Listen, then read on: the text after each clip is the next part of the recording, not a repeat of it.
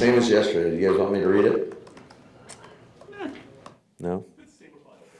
All right. Only if you give us the injury report tomorrow before 3 o'clock. I'll think about it. Is Christian progressing at all? I know he didn't practice per se, but Yeah, he is. He's feeling better. what would it take for him to get out there on Sunday? Well, I would say that he'd have to get some work in tomorrow.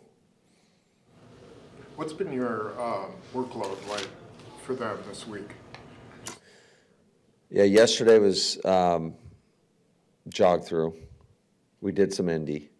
Today we did more Indy, and then we had, I don't know, 3 team periods. We had a full speed special teams period, and then we jogged through the back half of practice.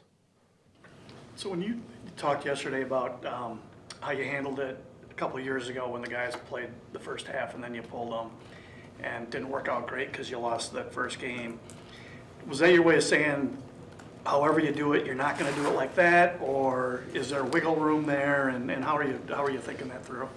I think we got to go in with the mindset that everybody can expect to play the entire game, and we're going to win, play a football game to win the game, and that's how we always approach it and always will approach it. And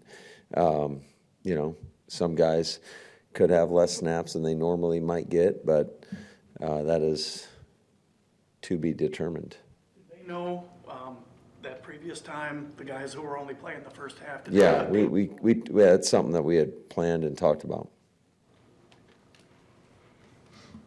Devonte Wyatt, obviously in his 3rd season, just what kind of progression have you seen from him through his career? Yeah, I think he's done a nice job. I think he's been pretty productive, and he's always had the talent, and he's finally putting it together, I'd say, and that's the expectation. You got to continue to push and get better and better and better, and so I'm happy with this play. Hey, Matt, following up on Pete's question, who cares what the armchair quarterbacks or even us think? I care immensely about what you think. You don't, and that's fine.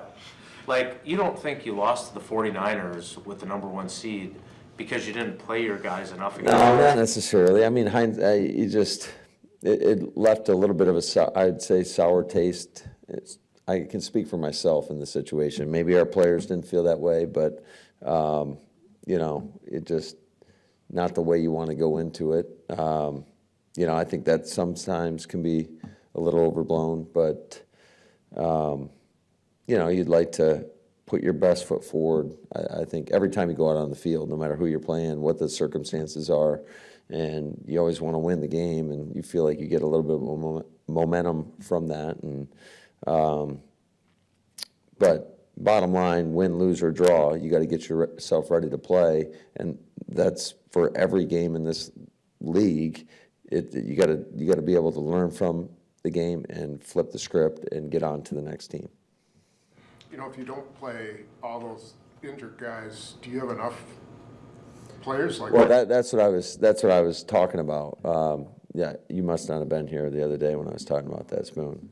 Okay. I was going to say, you need to add, do you need to put Jair on IR and add someone to the 53? Yeah, that's been in discussion for sure. So, that's the luxury. We don't have to do that right at this moment. We can do that later in the week. So, but yeah, that's part of the challenges. I heard what Belichick said about this situation the other day, and I think there's a lot of truth in that as well. How do you pick and choose who you sit, and does that mean certain guys are more important than others? Because I think this is the ultimate team sport, and we need everybody. And certainly when you have more depth at certain positions, that gives you a little bit more flexibility in terms of what route you go. But at the same time, when our injury list isn't, I wouldn't say it's a short list. We got a lot of guys on there, and so that definitely limits your ability in terms of what you want to do going into the game. How has the practice week gone, considering you come off the loss and The playoffs are on the horizon, you're just kind of in between game here. Yeah, but I still think you can never take anything for granted in this league. Every time you go out, whether it's, and this is something I told our team, is like whether it's practice or the game, there's a standard of performance that you got to hold yourself to and that we have to hold each other to. And there's very few opportunities that are guaranteed left in our season to continue to work and continue to improve. So you can't take it for granted. Every op out there is a chance to get a little bit better and to work on a specific skill, whatever it might be. So you got to maximize those ops. And, you know, I thought the energy today to start was a little not where we wanted to be, but I thought you know, it's something we recognized, and the guys got going once we got out there. You got the 3 Pro Bowlers, obviously. This is the first time for Rashawn. What have you thought of? Kind of, obviously, the numbers are what they are. But what have you thought of his season?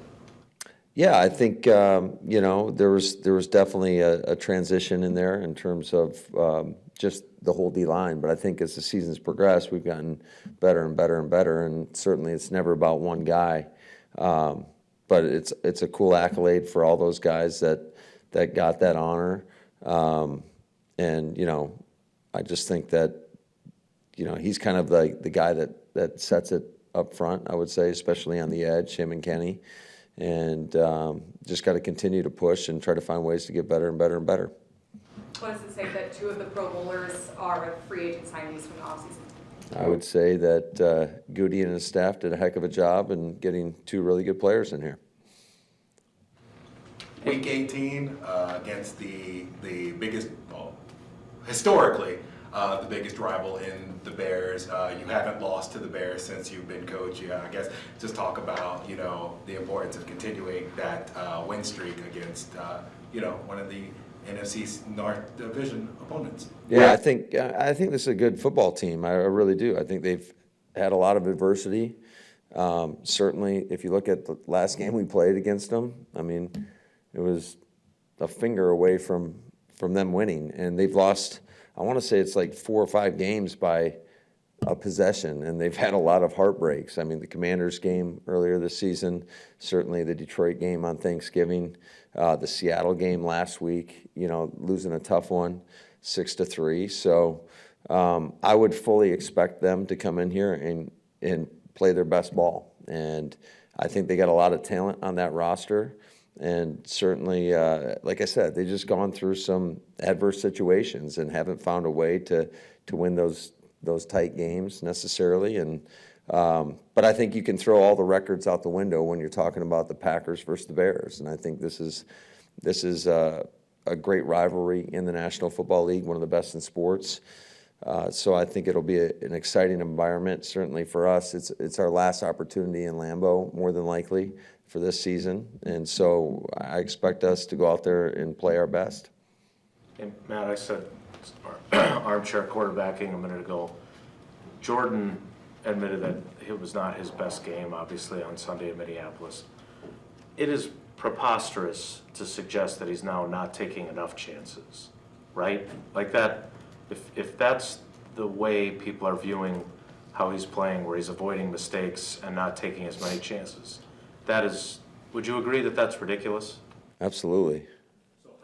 So how do you view, I mean, he has avoided interceptions, he's taken checkdowns, he's made some wild throws, maybe not quite as frequently. How do you view how he has played in the second half? Because at one point you did say that you thought he was playing his best ball. Yeah, but I never think it's just on the quarterback. I mean, it's all 11 out there. And, you know, we just in regards to last week, and I think a lot of people are certainly hanging on that because it's disappointing when I don't care who you're playing, when you go out and you don't feel like you've played your cleanest game and you're making some, I would say, uncharacteristic mistakes, but that's the collective. And I mean, I put the most blame on myself. It's just you expect in those games to go out and play your best, and when you don't, it's disappointing. It's disappointing for everybody. But I think he's doing a great job, and we had some opportunities in that game where, you know, I mean, he missed a go ball just by inches to Rome. and he's doing his job. And I would say just some teams are going to be easier to take shots down the field than others. And it all depends on the coverage contour. So every play is a little bit different. So you got to look, you actually got to study the tape. You can't go all by numbers. I think, yeah, that might tell you something, but it doesn't tell you the whole story. You got to study the tape. And when there's opportunities to throw it down the field, and if we don't take those ops, then I'd say, yeah, he made a mistake there. But I didn't really see that in that game.